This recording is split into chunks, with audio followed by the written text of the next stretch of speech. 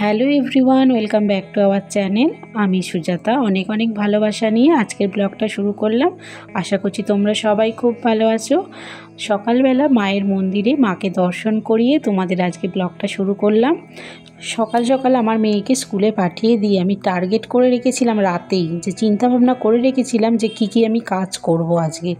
এই জায়গাটা না প্রচণ্ড পরিমাণে ধুলো, মানে প্রতি সপ্তাহে একবার একটুখানি ডাস্টিং করে দিলেই না একদম ক্লিন থাকে। আর এই জায়গাটা এতটা পরিমাণে ধুলো জমেছিল যে কেউ যদি ঘরে আসে না দেখতে ভালো লাগে না। সকালবেলা তার জন্য মেয়েকে স্কুলে পাঠিয়েই তড়িঘড়ি করে এইখানটা আগে পরিষ্কার করছি। একটা কর্নার পরিষ্কার আজকে যদি করি না, আবার একটা কর্নার কালকে করা যাবে। কারণ হচ্ছে অনেক কিছু তো কাজ থাকে জানো মেয়েদেরই, একদিনে সব পুরোটা হয় না। তাই একটা কর্নার একদিকটা সুন্দর মতো করে ঝেড়ে মুছে পরিষ্কার করে নিয়েছি। আর এই যে ক্রিমটা দেখছো না অ্যাভেলিয়ার, এত ভালো, মানে এটা শীতকাল আর গ্রীষ্মকাল মানে বর্ষাকাল যে কোনো সময় ইউজ করলে না খুব ভালো। স্কিনে যে রাফনেসটা থাকে না ওটা চলে যায়। আর অত সময় করে যে মাখবো, যে স্কিন কেয়ার করবো গৃহিণীদের ওরকম হয় না। এই স্নান টান করে ভাত টাত খাওয়া দাওয়ার পরে যখন ঘরে মানে একটুখানি রেস্টের জন্য আসা হয় তখনই এটা মাখা হয়। সকালবেলা উঠেই যদি আমি ঠিক করেই নিই না আমি আজকে এই কাজ করব, সেই সময়টাকে না ভাগ করে নিয়ে আমি যদি কাজটা শুরু করি তাহলে একদম সময়ের আগেই কমপ্লিট করে নিতে পারি। তাই এদিকে আমি সব ঘর পরিষ্কার করে নিয়েছি, যা নোংরা ছিল সব ওগুলো আগে ফেলে দিয়ে এসেছি। তারপরে হলটা আছে না, হলটাতে ভালো করে ঝাড় দিয়ে নিয়ে যত বাসি জামা কাপড় ছিল সেগুলো এবার ধুয়ে দেব। কালকে একটু বেরিয়েছিলাম সন্ধ্যের পরে, সেই জামা কাপড়ও আছে। যতই বলো যে একবার পরা হয়েছে আর ওগুলো আবার ইউজ করা যাবে, কিন্তু আমি পারি না জানো তো। বাইরের জামা কাপড় না আমার মনে হয় যে করোনার সময় একটা অভ্যাস হয়ে গেছে না, ডেইলি জামা কাপড় সাবান দিয়ে কাচা, ওই অভ্যাসটা না আমার থেকে গেছে। যদি ধরো মনে হয় যে আমি আজকে নাইটিটা কেচেছি সাবান দিয়ে, কালকে আমি আর কাচবো না, ধুয়ে দেব, আমার মধ্যে না কেমন একটা কিন্তু বোধ চলে এসেছে। সেই করোনার পরে যেমন জামা কাপড় রোজ ধুতে হতো, সাবান দিয়ে হাত ধুতে হতো, সেই জিনিসটা এসে গেছে। ওর জন্য না প্রতিদিনই আমি জামা কাপড় সাবান দিয়ে ধুয়ে নিই। শীত গ্রীষ্ম বর্ষা মানে যখনই ধরো একবার ইউজ করার পরে না ওটা সাবান জলে ভালো করে ধুয়ে নিই। আর একটা কথা কি বলো তো, তুমি যদি সপ্তাহে একদিন কাচো না, আর তুমি যদি রোজ ডেলি 1 চামচ করে যদি সার্ফ দিয়ে কাচো না, তোমার সার্ফটাও কম খরচা লাগবে। আর এদিকে আমি জামা কাপড় ধুয়ে সব চলেও এসেছি। আর ব্রেকফাস্ট বানাতে হবে, আজকে লুচি বানাবো, লুচি আর ছোলার ডাল ওদিকে ইন্ডাকশানে হচ্ছে, আর এদিকে আমি লুচিগুলো গরম গরম করে ভেজে নিচ্ছি। যেহেতু সকালবেলা ব্রেকফাস্টে একটু মানে হেলদি ব্রেকফাস্ট করা হয়, আজকে আর হেলদি ব্রেকফাস্ট করলাম না। মেয়ের আবদারে লুচি বানাচ্ছি। মেয়ে একটু এখন আজকাল লুচি খেতে ভালোবাসে, ওর জন্য এই লুচিটা বানানো হচ্ছে। আর ওর বাবার তো মানে কি বলবো, পোয়া 12 লুচি খেতে ভালোবাসে। ওর বাবা লুচি আর ছোলার ডাল পছন্দের, আর মেয়ের পছন্দ আলু চচ্চড়ি। আমারও পছন্দ আলু চচ্চড়ি, কিন্তু ওর বাবার যেহেতু আজকে পছন্দ মেয়ের আবদারে লুচি, আর বাবার পছন্দের ছোলার ডাল, তাই দুটো মানে কম্বিনেশান করে বানিয়েছি যাতে দুজনেরই মন রাখা যায়। যাই হোক, লুচিগুলো টপাটপ করে ভেজে নিয়ে সকালবেলার ব্রেকফাস্টটা একদম কমপ্লিট করে নিই। হেলদি ব্রেকফাস্ট তো করাই হয়, আর মাঝে মধ্যে লুচি ছোলার ডাল কি লুচি সাদা আলুর তরকারি বাঙালির ঘরেতে না একদম জমে ক্ষীর হয়ে যায়।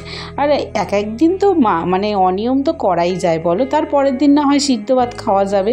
আজকে লুচি ছোলার ডাল একদম সকালের ব্রেকফাস্ট একদম জমে ক্ষীর।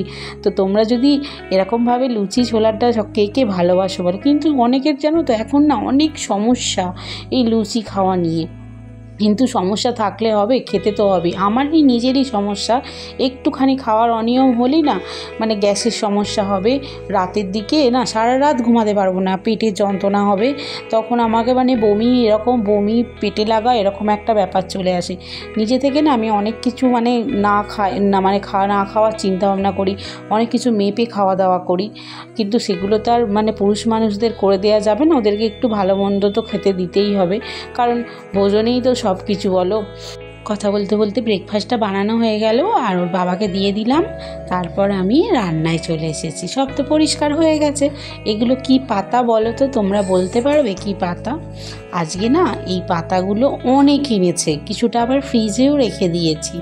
আর এত টেস্টি লাগে না, এই পাতা বাটা দিয়েই না সব ভাত খাওয়া হয়ে যায়, আর কিচ্ছু লাগে না। আগে এই পাতাগুলো না সুন্দর মতো জল দিয়ে ধুয়ে আমি নিয়ে চলে এসেছি অলরেডি। এটাকে না একটুখানি শুকনো করাতে না আমি আগে তেলে নেব। তার আগে গোটা রসুন, একটা বড় গোটা রসুন দিয়েছি, শুকনো লঙ্কা, কাঁচা লঙ্কা সব দিয়ে ভালো করে লাল লাল করে ভেজে নেব। এটা একটু ভাজা হয়ে গেলে না এর মধ্যে কালো জিরেটাও ভেজে নেব। জানো তো আমার না এই ভেজে এটাকে পেস্ট করে মিক্সিতেও করতে পারো আর বেটেও করতে পারো। শিলে বেটে করলে না বেশি ভালো টেস্ট হয়। তোমরা তো জানো ভালো করে যে আমি শিলে বেটেই রান্না করি। একটুখানি বাটনা বাটবো, তার জন্য মিক্সিটা কেন বার করতে যাব বলো তো? আর মিক্সির খাবারের থেকে আমার মনে হয় না তোমরা যদি একটু বেটে করো না বেশি টেস্টি হয়। তাই অত অলসভাবে যে আমি এই করতে পারি না ওই করতে পারি না আমি এসব করি না। জানো তো কেন বলো তো? আমি না একদম তোমার মানে যে আমি এই কাজটা করলাম আমি একটু বসে যাই, এইসব আমার করতে একদম ভাল লাগে না। কারণ যদি অলসতাটাকে প্রাধান্য দাও না যে আমার এই আমার শরীরে ব্যথা করছে, ওই ব্যথা করছে, তাহলে না বেশি ব্যথা করে। ব্যথার উপর ব্যথা দিলে না সব সময় না সেই ব্যথাটা সেরে যায়। আমি যখন হসপিটালে ভর্তি ছিলাম না, তখন ওখানে যে আয়া মাসিরা ছিল না, আমি যখন ঘুরতে পারছি না তখন কি বলছে জানো? তুমি যে এরকমভাবে ঘুরছো না, তোমার এই ব্যথার উপর যদি তুমি একটু ব্যথা দাও না এই 2 দিনে তুমি সুস্থ হয়ে যাবে, না হলে তুমি সুস্থ হবে না কোনো দিনও। তখন তোমার মনে হবে যে ব্যথার উপর ব্যথাটা কেন আমি দিলাম না, কেন আমি করলাম না, কেন আমি হাঁটলাম না। ওই কথাটা না আমার মাথার মধ্যে না এখনও আছে। সেই কথাটা আমার মাথার মধ্যে বাজে। ওনার মুখটাও আমার মনে পড়ে মাঝে মধ্যে, যে উনি যে কথাটা বলেছিলেন না তার জন্যই তাড়াতাড়ি আমি সুস্থও হয়েছি। আর আমার শরীরে যে ব্যথাগুলো ছিল অনেকটা কমে গেছিলো তাড়াতাড়ি। কারণ কি বলো তো, মেয়েদের বেশি দিন না বসে থাকলে হয় না। আর যত তুমি বসে থাকবে না তত তোমার মানে রোগ চেপে ধরবে। তাই বেশি দিন অলসতাটাকে একদম প্রাধান্য দিও না, অলসভাবে থেকোই না। যতই তোমার শরীরে অসুবিধা হোক, যতক্ষণ হাত পা আছে ততক্ষণ নিজের কাজটা না নিজেই করার চেষ্টা করবে। এই দেখো কথা বলতে বলতে রসুন, কালো জিরে সব ভালো করে, আগে তো এগুলো শুকনো শিলে বাটতে হবে, না হলে তো জল করে দিলে এগুলো তো ভালো মতো বাটা যাবে না। আর রসুনগুলো খোসা সমেত ছিল বলে ওগুলো খুলে নেবে। একটা শিলের নোড়া দিয়ে না একটা ডলা দিলে না ওই খোসাগুলো সব বেরিয়ে যাবে। ওর জন্য না আমি আলাদা করে মানে নিজে খোসা ছাড়াইনি। ওই একবার ডলা দিলেই একদম সব খোসাগুলো উঠে যাবে। ওগুলো তারপর বেছে নিয়ে সুন্দর মতো বেটে নেব। দেখেছো আধ ভাঙা করে বেটেছি। এবার সুন্দর মতো করে পেস্ট করে নেব। পেস্টটা করে দিয়ে দেখেছো কালারটা কি সুন্দর সবুজ। আর এটাকে না একটু আরও ডার্ক সবুজ করব। তার জন্য পুরো সর্ষের তেলের মধ্যে ভালো করে নেড়ে চেড়ে ফ্রাই করে নেব। আর আমার শাশুড়ি মা কী করে বলো তো, আর ফ্রাই করে না। প্রথমে যে ফ্রাই করে নেয় না, ভেজে নেয়, রসুন কালো জিরে দিয়ে ভেজে নেয়। আর ওইটাকে আর না ভাজে না, ওইটা একরকম টেস্ট হয়। প্রথমে তো ভেজে নিচ্ছে, না ভাজলেও হয়। আমি আর আমার বর পছন্দ করি আবার একটু কড়াইতে সর্ষের তেল দিয়ে আরও ভেজে নিতে। আর যেটা আমার শাশুড়ি মা করে কাঁচা সর্ষের তেল ওর মধ্যে দিয়ে, ওটা একরকমের টেস্ট আর এটা একরকমের টেস্ট। আর খারকুল পাতা বাটার সাথে কি বলো তো, সর্ষে ইলিশ বানাবো। বর্ষার সর্ষে ইলিশ একদম জমে ক্ষীর। আর আমার বর এনেছে পিসগুলো দারুণ। মাথার লেজটা রেখে দিয়েছি ফ্রিজেতে, ওটা গরম ভাতের সাথে সেদিনকে রান্না করতে ইচ্ছা করবে না, এই সপ্তাহতেই খেয়ে নেবো যদিও বা। সেদিনকে কি করব বলো তো, ওই মাথার লেজটা বার করে না ফ্রিজ থেকে মাথা লেজটা, তখন গরম সর্ষের তেলে ভাজবো লেজটা। আর লেজটার তেলটা যে হবে না, সেই তেলটা দিয়ে গরম ভাত খাবো। আর মাথাটা রেখেছি না কচু শাক কিংবা পুঁই শাক দিয়ে চচ্চড়ি করব, না হলে চাল কুমড়ো আনাবো বরকে দিয়ে, সেই চাল কুমড়ো দিয়ে করব। রান্না বান্না না দারুণ লাগে। আমি একটু খাদ্যরসিক মানুষ, তোমরা আমাকে দেখেই বুঝতে পারো। আর আমার বড় খাদ্যরসিক মানুষ, তাই একটু চেষ্টা করি সকাল ঘুম থেকে উঠে বাসি সব কাজ করে না একটু বেশ সুন্দর মতো করে কষিয়ে রান্না করতে। এত ভালোবাসি না কি বলবো। ওই জন্য তো তোমাদের সামনে না দুপুরের লাঞ্চের মানে সব কিছু তুলে ধরার চেষ্টা করি। আমরা কি লাঞ্চ করি, বাঙাল বাড়িতে কি লাঞ্চের মেনু হয়।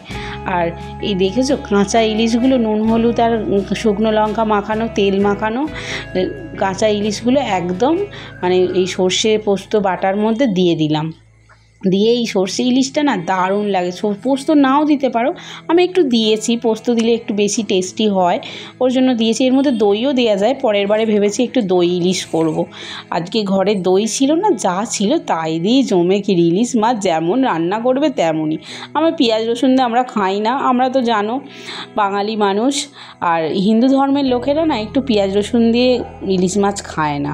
তাই কি আমার মনে হয় ইলিশ মাছের যে গন্ধটা না পেঁয়াজ রসুন দিলে গন্ধটা সেই রকম মনে থাকবে না। তাও ইচ্ছা আছে একবার যে রসুন দিয়ে মানে এই যে সর্ষে ইলিশটা না অনেকে রসুন দিয়ে করা যায়, গন্ধটা কেমন হয় দেব। কিন্তু এত সুন্দর মাছ আর দামি মাছ যদি নষ্ট হয়ে যায় খাওয়াটা, ওর জন্য না ভয় করতে পারি না। কথা বলতে বলতে দেখেছো কালারটা কত সুন্দর, এক পিঠ হয়ে গেছে আর এক পিঠ উল্টে দিলাম। তারপর আস্তে আস্তে ধিমে আছে 10 মিনিট হবে, ব্যাস কমপ্লিট হয়ে যাবে একদম দুপুরবেলার বাঙাল বাড়ির ইলিশ মাছের সর্ষে ইলিশ। বাঙাল বাড়িতে এই সর্ষে ইলিশটা না দারুণভাবে রান্না হয়। যতই বলো ঘটি বাড়িতে এই সর্ষে ইলিশ এত সুন্দর হয় না, ঘটি বাড়িতে চিংড়ি মাছটাই সুন্দর হয়। কিন্তু চিংড়ি মাছটা তো আমরাও খাসা করি। দারুণভাবে সুন্দরভাবে ইলিশ মাছ ফুটছে আর গন্ধে চারিদিক মমা করছে। তার সাথে তোমাদেরকে আমরা বাইরের পরিবেশটা দেখাই। বাইরের পরিবেশটা বৃষ্টি ওয়েদার, মাঝে মধ্যে বৃষ্টি হচ্ছে। আর কি হচ্ছে বলো তো, মাঝে মধ্যে বৃষ্টি সরে যাচ্ছে, এখন শুকনো আছে। এই খারকোল পাতা বাটা দিয়ে গরম গরম ধোঁয়া ওটা ভাত, ইলিশ মাছের সর্ষে ইলিশ, আর তার সাথে একটু পাঁপড় ভেজেছিলাম, দিয়ে আমার বরকে আমি খেতে দিয়ে দিলাম। তারপরে আমরাও সবাই মিলে খেতে বসবো। মেয়ে খাবে, মেয়ে শুধু সর্ষে ইলিশ দিয়ে খাবে। মেয়ের মাছটাতে আবার ডিম আছে, ও একটু ডিমওয়ালা মাছ ভালোবাসে। ভালো করে সুন্দর মতো মেয়েকে আগে মেখে দিয়ে তারপরে আমি বসেছি। এই দেখেছো খারকোল পাতা আমার জন্য আমি এটা রেখেছি, সবুজ লাস্টে ওটা রেখেছি, লাস্টে ওটা খাবো বলে, একবারে পুরোটা আর মাখবো না। দেখেছো সবাই খাচ্ছে, পুরো ভাতটা না একদম সবুজ হয়ে গেছে।